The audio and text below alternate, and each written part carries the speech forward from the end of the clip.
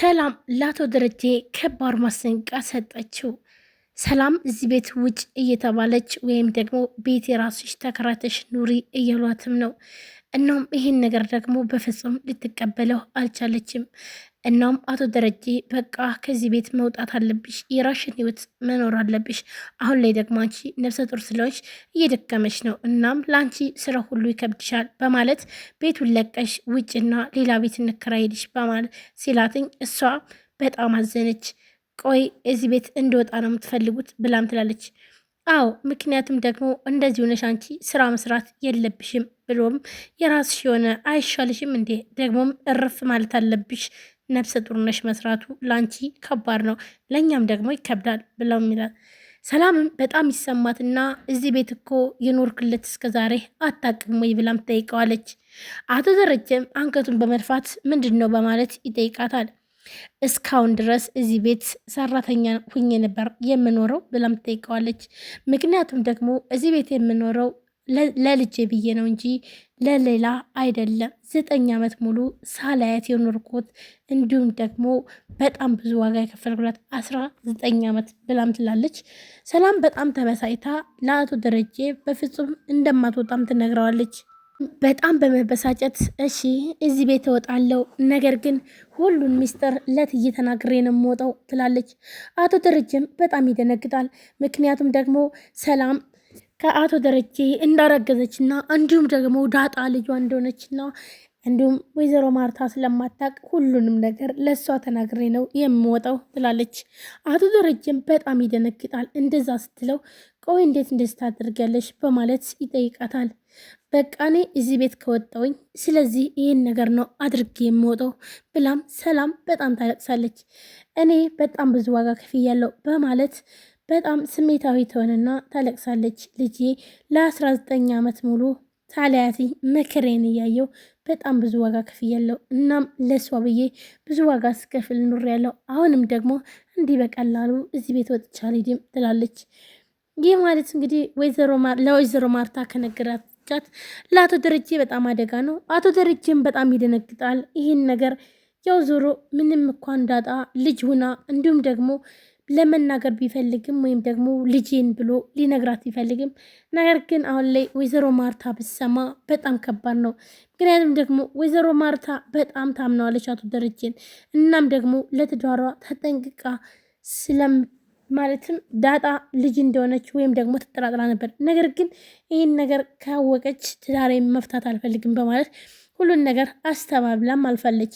ወይዘሮ ማርታም ቆይ ግን ምንድን ነበረ የባለፈው ጊዜ ሰርፕራይዙ ሳትነግረን ቀረህ ብላም ትለዋለች። ይህን ሚስጥር እንዲነግራት የምትፈልገው ወይዘሮ ማርታ አቶ ደረጀም ምን ልንገርሽ፣ ምን ነገር ትፈልጋለሽ ይላታል። እሷም ደግሞ አዎ ሰርፕራይዝ ነው ብለህ ምን ነው እስከዛሬ ብላም ትለዋለች። አቶ ደረጀም አይ ማርታ በቃ ሁሉ ነገር እኮ አይነገርም ይላታል። ወይዘሮ ማርታም ቆይ ግን ምን ነው ደሬ ከኔ ከምትደብቀው ነገር አለ ብላም ትጠይቀዋለች። ይህንንም እሱ ያስተባብላታል። ምክንያቱም ደግሞ ወይዘሮ ማርታም በፍጹም ይህን ነገር አጥብቃ መጠየቅ አልፈለገችም ነበር። እናም ለሰላም ሰራተኛ እንደሚያስፈልጋትና እንዲሁም ሰራተኛ መቅጠር እንዳለባት በተደጋጋሚ ወይዘሮ ማርታ ለአቶ ደረጀ ትነግረዋለች። አቶ ደረጀም ደግሞ እንዲው ግዴታ ነው እንዴ ሰራተኛ መቅጠሩ ብሎም ይላል። ምክንያቱም ደግሞ ሰላም እንድትወጣለትና ሁሉ ነገር ተሸፋፍኖ እንዲቀር ይፈልጋል። ወይዘሮ ማርታም አዎ ግድ ነው፣ ምክንያቱም ደግሞ እስከ 9 ወር ድረስ ማሰራት የለብንም ብላም ትለዋለች። እና ታዲያ ቤት ውስጥ እኮ ያሉት ሴቶች ናቸው ብሎም ይላል። ሴቶች ማን ነው የሚሰራው በማለት ወይዘሮ ማርታም ትስቃለች። ምክንያቱም ደግሞ የትኛው ሴት ነው የሚሰራው በማለት ነበረ ቤሳቀችው። ሰላም ጤና ይስጥልን ውድና የተከበራችሁ የቻናል ቤተሰቦች እንዴት ናችሁ? ለዚህ ቻናል አዲስ የሆናችሁ ሰብስክራይብ፣ ላይክ፣ ሼር በማድረግ ቤተሰቡን ቤተሰባናችሁም ከልብ ነው ማመሰግነው። ወደ ቤተሰቦች እንግዲህ ዛሬም በአዲስ ቪዲዮ መጥቻለሁ። ዳጣ ከቀጣይ ክፍል ይዤላችሁ መጥቻለሁ። ውድ ፋሚሊዎቼ ሁላችሁም ላይክ፣ ሼር፣ ሰብስክራይብ ያደረጋችሁ ሀሳባችሁን ኮሜንት ላይ አስቀምጡ። አዳዲስ ቪዲዮዎችን ይዤ እመጣለሁ። እንዲሁም ደግሞ የመሰላችሁን ኮሜንት ጻፉ ማለት ነው። ዛሬ እንግዲህ ዳጣ እንዲሁም ደግሞ ሰላም ከቤት እንድትወጣና እንዲሁም ሌላ ሰራተኛ እንዲቀጠር ከቤት ውስጥ ነገር ግን ለሰላም ደግሞ ሌላ ቤት ተከራይተውላት ውጭ ብቻዋን እንድትሆንና ልጇን እንድትወልድ ነበር የተደረገው። ይህን ነገር ግን ሰላም በፍጹም አልቀበለውም ትላለች። አቶ ደረጀም እዚህ ቤት መውጣት አለብሽም ይላታል ማለት ነው። እንግዲህ ሰላም ደግሞ በፍጹም አልወጣም እዚህ ቤት ብላም ድርቅ ትላለች። አቶ ደረጀ ግን እንድትወጣለትና እንዲሁም ደግሞ ሰላም ለብቻዋ እንድትኖርና እንዲሁም ይሄ ሚስጥሩ እንዳይሰማ ወይም ደግሞ ለሁለተኛ ጊዜ እንግዲህ አቶ ደረጀ ሲሳሳት ማለት ነው ከሰላም ጋር ምክንያቱም ይሄ ነገር ደግሞ ያስፈራው አቶ ደረጀ ይህን ነገር በፍጹም መቀበል አልችልም በማለት ነበረ። ሰላም እንግዲህ የራሷ ቤት እንዲኖራት የፈለገው ነገር ግን ደግሞ ሰላም ደግሞ ይህን ነገር እኔ ሌላ ቤት ከተከራይቼ ከኖርኩኝ ከሄድኩኝ እዚህ ቤት ዝም ብዬ አይደለም የሚሄደው ስለዚህ ለትዬ ሁሉንም ነገር እነግራታለሁ ትላለች። እንግዲህ ለወይዘሮ ማርታ ሁሉንም ሚስጥር እንደምትነግራትና እንዲሁም ደግሞ እሷን እንደበደለቻትና እንዲሁም መልካም ሰው እንደነበረች ነገር ግን ይህን ስህተት እንደሰራች እንደምትነግራትኝ ለአቶ ደረጀ ትነግረዋለች። አቶ ደረጀን በጣም ይደነግጣል።